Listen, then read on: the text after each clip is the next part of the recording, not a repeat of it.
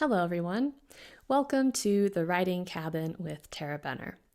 I'm fantasy author Tarah Benner, and this is my cabin. We all need to escape into story from time to time. So come on in, sit down by the fire, pour yourself a nice hot cup of coffee, and let's talk books. Now, this week, instead of our usual show, it is another very special episode. I am going to be reading chapter 2 of Better Off Dead because this week is release week. And I'm so excited because if you're listening to this, the book should be available. It's hard for me to do it in my head because I'm actually recording this a little bit early. If you listen to this on the day it comes out, I will have just gotten back from a trip to Santa Fe. And so I didn't want to have to worry about recording the day I got back. But it's release week. Better Off Dead, Mountain Shadow Mysteries Book 1 is now available. So make sure you go grab your copy. It's available in Kindle and Kindle Unlimited. It's also available as a paperback. So I'm very excited about that. This is a very fun series, and so you don't want to skip over this one, especially if you enjoy it, which is A Mountain Shadow. So without further ado, here is the second chapter of Better Off Dead. It had been 5 days since I'd learned that my fiancé was a fraud. 5 days since Todd had cleaned out my apartment and skipped town with all my money. I was on my way to Gran's house in Colorado to help with Aunt Lucille's funeral arrangements. I'd flown from O'Hare to Denver the day before and then rented a car to drive the rest of the way to Mountain Shadow, a tiny town west of Colorado Springs. Rain was coming down in droves as I navigated the winding mountain road. Huge rust-colored rock formations rose up on either side of the narrow highway, but I kept my gaze fixed straight ahead at the bleary set of taillights in front of me. Apparently, July was monsoon season in Colorado, which meant regular rainstorms every afternoon. The windshield wipers of my pitiful rental car were swiping frantically to keep up with the downpour, but it was still difficult to make out the road ahead. My stomach lurched each time the car scooted around one of the hairpin curves, punctuated by jutting sandstone fins. The last few days had been a mess. I'd had to cancel all my credit cards and change the locks on my doors, but there was no getting back the money I'd given Todd for our wedding. According to the police, Todd Polinsky had been an alias, and the account linked to his Venmo profile had already been drained of all funds. He'd likely booked himself a flight under another name and fled the country with all my money. Even worse than being scammed by my fiancé was having to call everyone on our guest list to tell them that the wedding was off. After 6 or 7 grueling phone calls, I drafted a lengthy email treatise and BCC'd the rest of our guests. I hadn't had the guts to check my inbox since I'd left Chicago. Replaying the early weeks Todd and I had spent together, I realized that there'd been signs. I'd just chosen to ignore them. Todd had never introduced me to any of his friends, but he was new to the city and didn't know many people. His parents had retired to Hawaii, he'd said, and he was an only child. I was supposed to meet his parents at the wedding. He'd seemed just as excited to tie the knot as I was, and he'd taken an active role in planning our wedding. I hadn't thought twice about Venmoing him my half of the deposit so he could pay the vendors. I hadn't hesitated to give him my credit card so he could buy our plane tickets. Looking back, I should have. I wasn't the kind of girl who got swept away by romance. I had a 5-year plan and a 401k that I'd intended to fully fund by the time I was 50, and I'd thrown it all away for him. Todd was probably sipping Mai Tais on the beach with our honeymoon money, but his stealing from me didn't hurt nearly as much as my own naivete. On our first date, Todd had told me he had dreams of becoming an actor, and I'd confessed that I secretly wanted to quit my job in marketing to write mystery novels. Apparently, he was also close with his 90-something-year-old grandmother and made a point to call her every day on his way home from work. It was this last detail that really made me fall for him on that first date, but he'd probably spent hours snooping through my social media profiles to figure out exactly what to say to me. Over the last 6 months, we discovered all kinds of little things we had in common. We both loved Thai food and Colorado and old black and white movies. All those romantic coincidences that had seemed like destiny at the time now left a bitter taste in my mouth. The sound of my own pathetic sobs echoed in the car, and I had to slow down to see the road through the haze of rain and tears. Squinting through the downpour, I spotted a brightly colored sign along the side of the road, welcoming to Mountain Shadow. Experience the magic of the mountains. The highway dumped me out on Main Street, and I took a moment to get my bearings. I'd been to the little tourist town plenty of times as a kid, but the streets were still only vaguely familiar as I passed through downtown. The old brick buildings had been converted to shops, bars, restaurants, and apartments. I passed an old penny arcade, a 50s-style diner, an apothecary, a Christmas store, and a coffee shop called Deja Brew. At the thought of coffee, I got hit with an intense craving. I hadn't been sleeping well since the robbery and had subsisted mainly on coffee and non-dairy peanut butter fudge ice cream. Gripping the steering wheel with an almost manic desperation, I whipped the little car around in a tight U-turn and zipped into an open spot. A neon purple sign with an all-seeing eye on a coffee cup beamed through the gloom as I hopped out into the rain and scurried toward the cafe. A little bell over the door dinged as I came in, and the glorious scent of espresso, combined with the general coziness of the place, gave me an energizing lift. The shop was crowded with mismatched tables and chairs, painted in various shades of purple. A bulletin board by the door was papered with festival posters and flyers for missing pets, and copies of the Mountain Shadow Gazette rested in a rack by the trash can. I sighed. This place was just what I needed. "Hey," came the lackadaisical greeting of the tattooed barista behind the counter. She looked about my age, maybe 28 or 29, but way, way cooler. She had stick-straight hair pulled back in a careless ponytail, a nose ring, and a giant crystal hanging around her neck. I managed something in the ballpark of hello and shuffled up to the register. "What can I get—" "Oh." The barista's abrupt change in tone caught my attention, and I glanced down to check my reflection in the pastry case under the cash register. The shirt I was wearing had a telltale stain from the jelly donut I'd inhaled on the drive. My shoulder-length blonde curls were all frizzed out from the rain, and I had cartoonish mascara tear tracks down both cheeks. To make matters worse, the stress of the sham wedding had been making my rosacea flare up, so my face looked extra red and puffy. Oh, God! I hurriedly tried to scrub the mascara tracks from my cheeks, and the barista handed me a napkin. "Rough day?" "Rough week." The barista bit her lip, taking in my whole situation with something like understanding in her golden brown eyes. "I just found out I was being swindled by my fiancé," I blurted, my throat getting tight the way it always did when I was about to cry. "He stole a bunch of money that was supposed to be for our wedding, robbed my apartment, and skipped town." I drew in a shaky breath and blew my nose on the rough paper napkin. "I'm pretty sure I'm not the first girl he's done this to." "Are you serious?" The barista's eyes bugged out in a mixture of horror and fascination. It was the typical reaction to hearing any online dating horror story, but I detected genuine sympathy in her voice. "Dude, I'm sorry. That sucks." For some reason, it was this sweet stranger's earnest pity that really sent me over the edge. Big, fat tears leaked out of my eyes, and my nose immediately started to run. "I'm sorry," I hiccuped, dabbing under my nose and rubbing away the tears. "I don't know why I just told you all that." "It's okay," she said, reaching over the counter to give my wrist a squeeze. I pulled a wan smile and dried the rest of my tears. I couldn't believe I'd just broken down in front of a random stranger. I glanced down at her name tag. Amber. Her name was Amber, so she wasn't a total stranger. That made this breakdown something of an improvement from the breakdown I'd had on the handyman who come up to change out our locks, the customer service lady from my bank, and the new client at work whose pitch meeting I'd totally bombed. "Can I get a large mocha with oat milk and an extra shot?" I asked, trying to rein in the last of the waterworks. "Girl, you don't need espresso.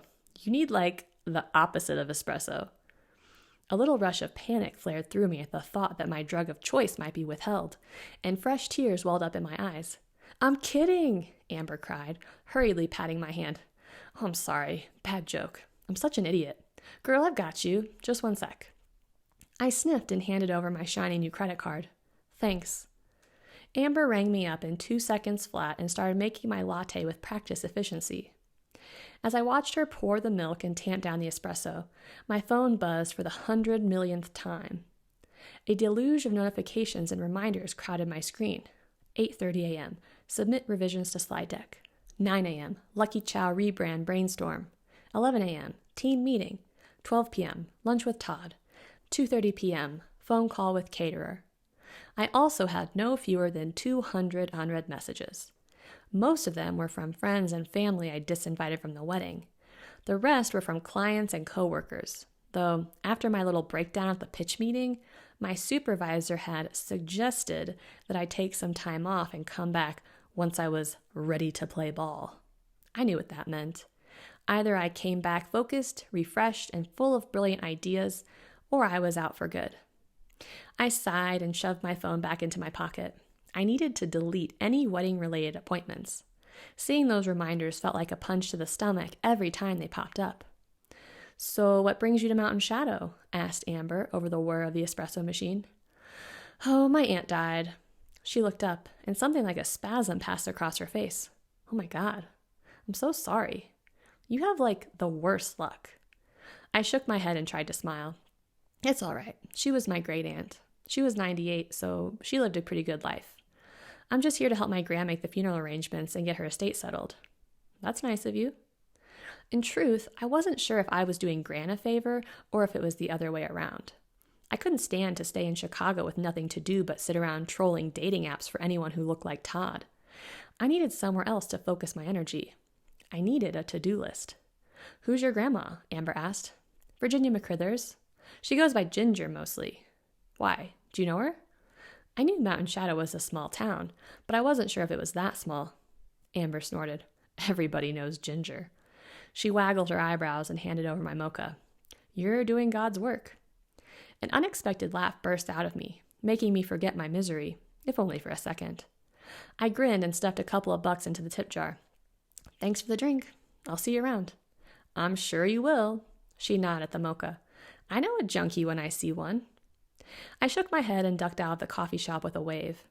The rain had subsided to a cold sprinkle, and I took a left at the intersection and drove up the familiar narrow street lined with candy-colored craftsman bungalows that seemed to be sliding right down the mountain. Gran's house was situated at the end of a dead-end street, painted the same shade of robin's egg blue that I remember from my childhood. It was a one-story house with a big covered porch and dainty gingerbread trim painted white.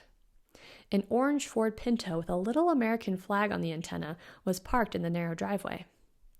The yard looked like some sort of a theme park / all-you-can-eat buffet for birds.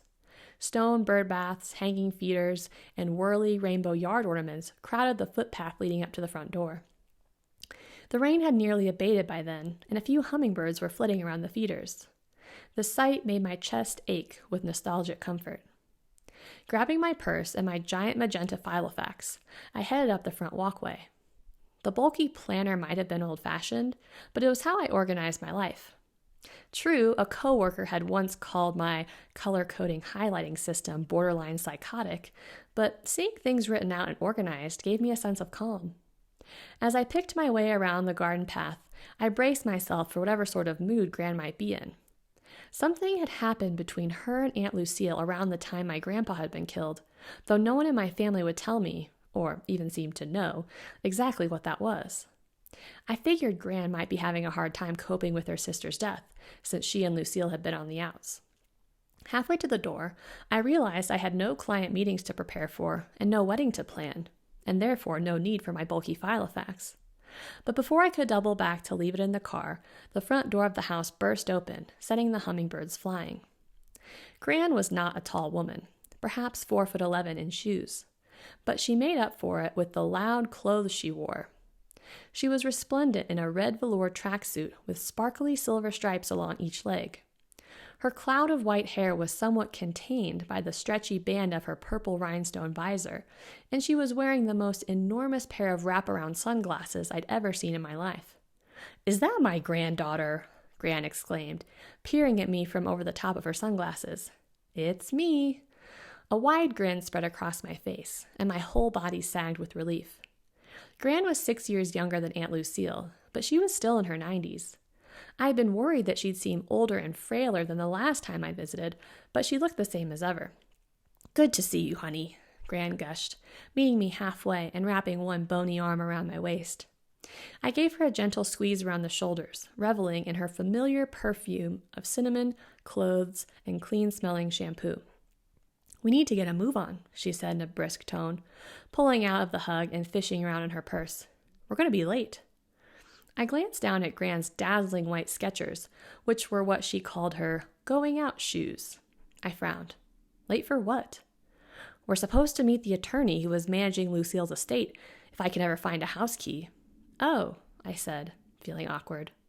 I'd received a message from Aunt Lucille's attorney 2 days before, telling me I'd been named in her will.